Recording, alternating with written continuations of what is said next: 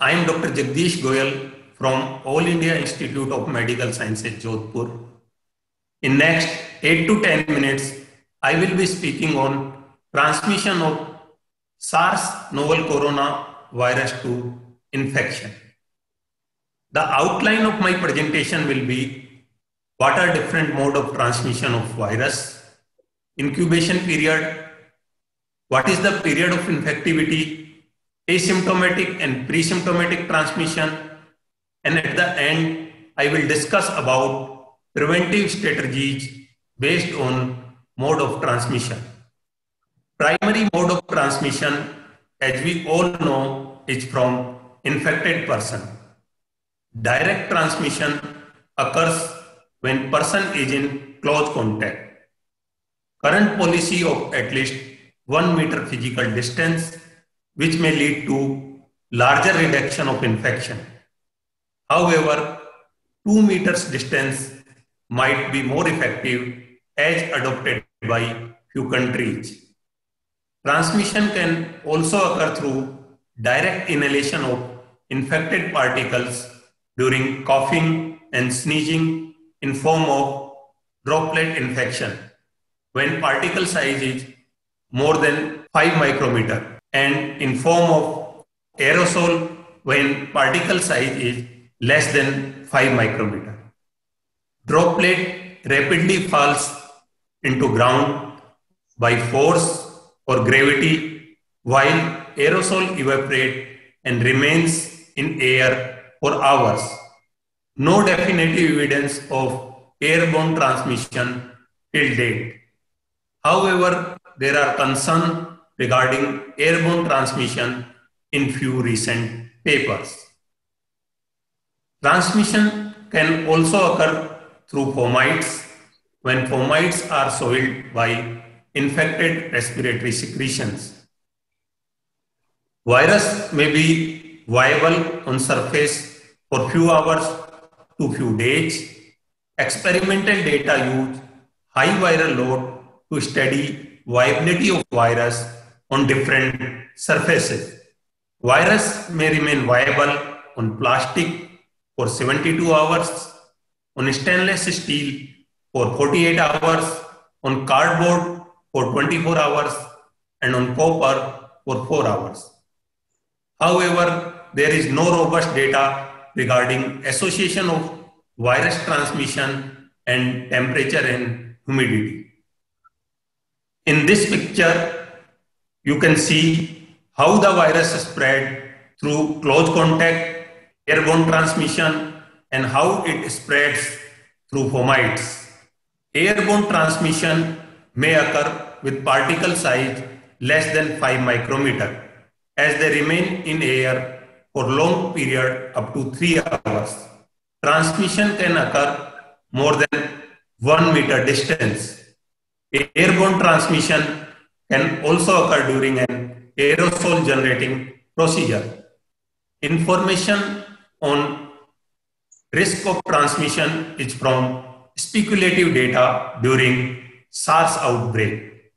This was the study published in year 2012, and you can see the risk in different aerosol generating procedure. Virus is also detected in non-respiratory specimen. It may remain viable in stool for more than 30 days and in blood up to 14 days. There are few papers regarding presence of virus in ocular secretion and semen also. Role of transmission of non-respiratory specimen remain uncertain. Fecal oral route is not significant for transmission. Virus is also detected in blood. Risk of blood-borne transmission likely to be extremely low through blood product and through needle stick injury. There is no evidence of transmission through contact with mucous membrane site. In this figure, you can see the median incubation period of virus, which is around 5 days. Most of the patient become symptomatic within 11 days. This figure shows the period of infectivity. Viral shedding occurs 2 to 3 days before appearance of symptoms.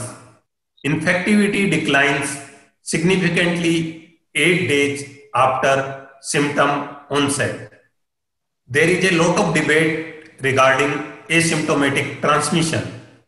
People who are infected but never develop symptoms are defined as asymptomatic transmission. Transmission from asymptomatic individual is difficult to study. Information are gathered from detailed contact tracing from few countries. Asymptomatic are less likely to transmit virus than those who develop symptoms.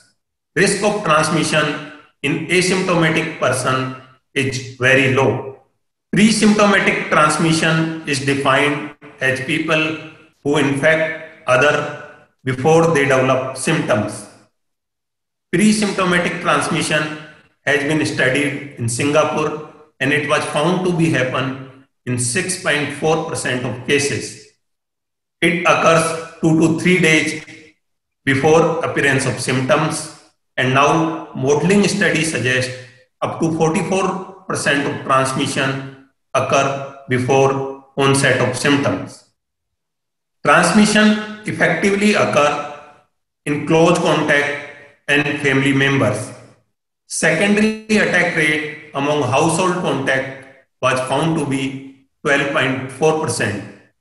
Older individuals are more susceptible. Transmission usually occurs during incubation period.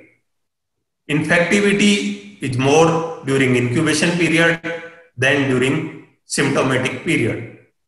Based on mode of transmission, there are various preventive strategies: case identification and isolation, quarantine of all close contacts, droplet precautions, airborne precautions, particularly during aerosol generating procedure, use of medical mask, practice of frequent hand hygiene.